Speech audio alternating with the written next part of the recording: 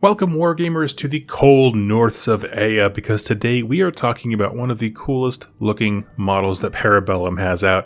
That is, of course, the Ice Jotnar of the Nords. Living battering rams wreathed in frost magic. Really one of the cooler depictions of giants, I would say, amongst other fantasy games. We'll talk about how they compare to other intellectual properties, their takes on giants, especially in wargaming, of course.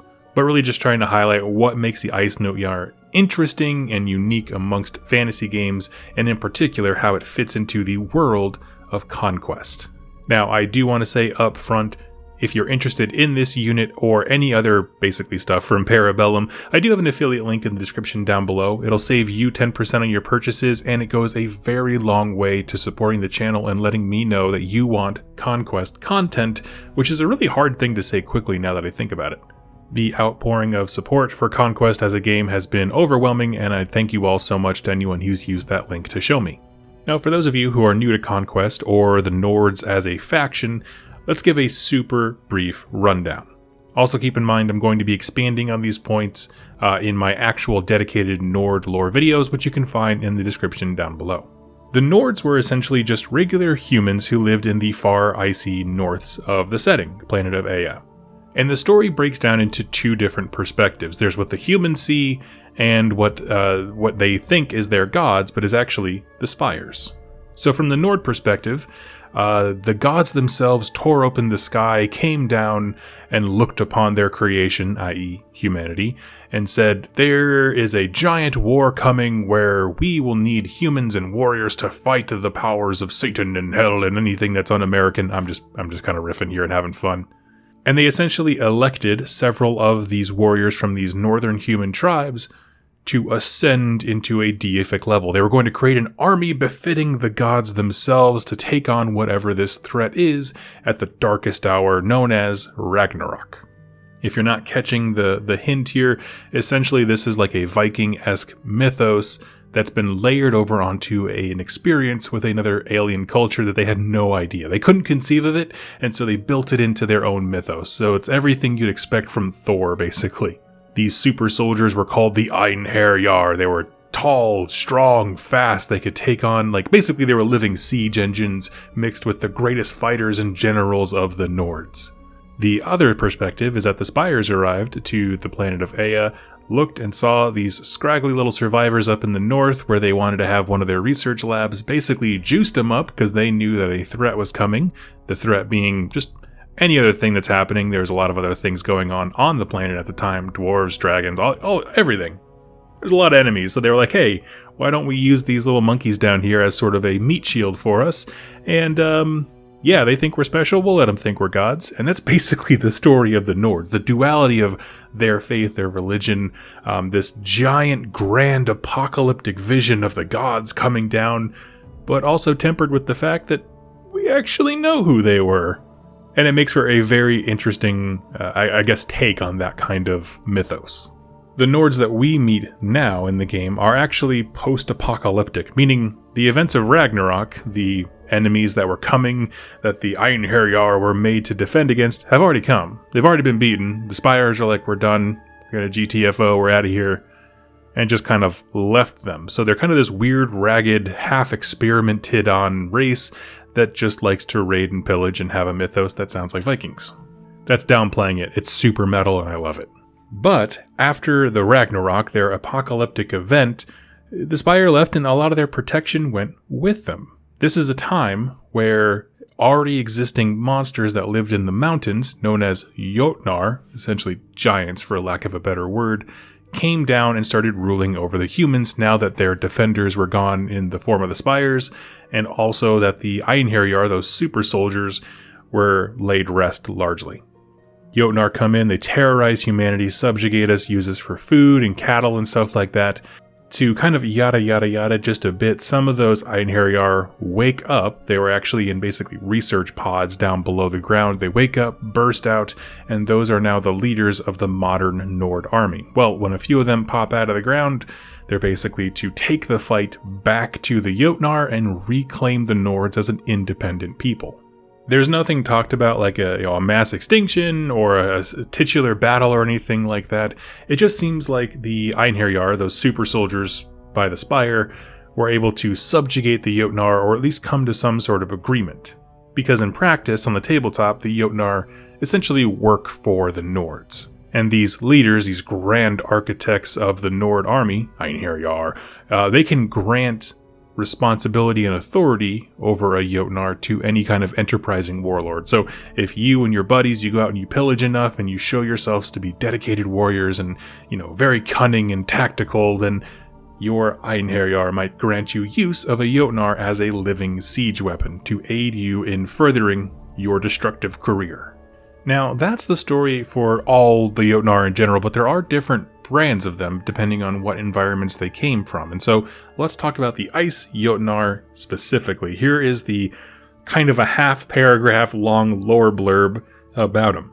Few and far in between, Ice Jotnar are the nobility of their kind and the most powerful of the Jotuns. Gifted with an innate mastery over storm and ice, their massive forms are sheathed in heavy ice and rime, allowing them to wade into battle unscathed, while conjuring jagged shards of ice from thin air to hurl at their foes until they close distance with the hapless foe. Sapped of his strength and vitality by the aura of unnatural cold that wreaths their titanic forms, foes are easy prey to these massive warriors. So that's the information we have to work with, and I have a few thoughts here that I wanted to kind of spell out based upon this. First up, the idea of ice magic giants is just rad. I mean, cue your metal riff. It sounds awesome because I wanted to kind of juxtapose the Jotnars to other fantasy archetypes for giants. You look at something like Games Workshop, all of their giants, once you get past 6'3" in Age of Sigmar, you just get dumb. Everything is, if the bigger it is, the dumber it is by nature. Not so much here. We have no indication that they're unintelligent. They might be few in number. Maybe their reproductive cycles are very slow. There might be truly ancient creatures that don't proliferate like humans do. So, they're not necessarily dumb. In fact, there's no reason to think that. It's a bit refreshing to think about giants that are intelligent and can wield and master magics to use against their foes, because when you have a frame that is massive to that scale, like a Jotnar is, wreathing yourself in just about any kind of magic is going to be deadly. If it was fire, that he would just be a walking tornado of flame. It's frost, so he just kind of saps the life around him as he freezes, chills, and fatigues everything. Anyway, I'm just saying, it makes them much more interesting as giants. The second one, the idea is that line, it's a kind of a throwaway line to me, the nobility of their kind. And that has a lot of implications here, because we don't see any information that really fleshes the Jotnars out as a people. Meaning, do they have their own traditions?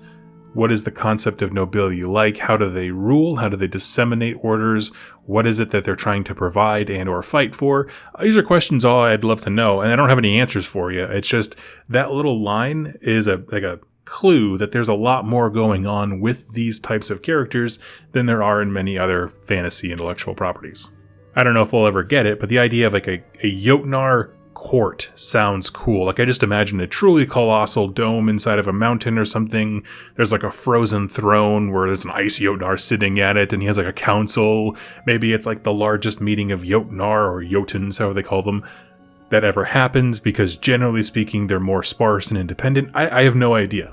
But it sets up a whole lot of narrative possibilities that if you wanted to have a Jotnar themed or heavy army, yeah, you probably could do a really good job with that. And the last little bit here I wanted to focus on is the idea that they are perfectly suited to work alongside the Nords. And maybe, honestly, that could be totally what the Einherjar did, is they didn't necessarily, break the entire species that is the Jotuns and subjugate them like animals, but rather just highlighted the fact that, well, first of all, I can kill all of you, but second, we work better together than we do apart. Because when you think about the idea of these, frost creatures, right, that are the ruling class, apparently, of the Jotuns, well, you need to be conditioned to do anything in the cold. If you are a real-life, climber or something like that, you understand the cold is its own unique challenge that is layered on top of any kind of outdoorsy things that you might do. It doesn't matter if you're a hiker in New Mexico where it's generally large open plains. The second you try climbing a mountain and there's snow involved, it gets really, really difficult on another level. It's a different kind of challenge. However, it's a challenge that the Nords are very well suited for. My point in all of this is, if you bring a Jotnar into battle, He is not a detriment to your own troops who are used to that environment, but when this giant ice god is wreathing everything in frost and snow and ice, it is a huge detriment to any foe that's not conditioned to fight it. They will struggle to hold on to their weapons or stand up against the wind that's throwing ice at them. And in this way, they kind of have like a natural symbiosis with the Nords, right? The fact that an ice Jotnar is around doesn't affect the Nords nearly as much as it will literally anybody else. It's going to ruin everybody else's day way worse. And that's just a very practical how factions interact and stuff like that. I like it. And so I wanted to end this video talking about why the ice Jotnar is so cool. Again, there's not a lot of information. It's like a half a paragraph. I'm the first to say it. But anytime giants aren't just big and dumb, I'm here for it.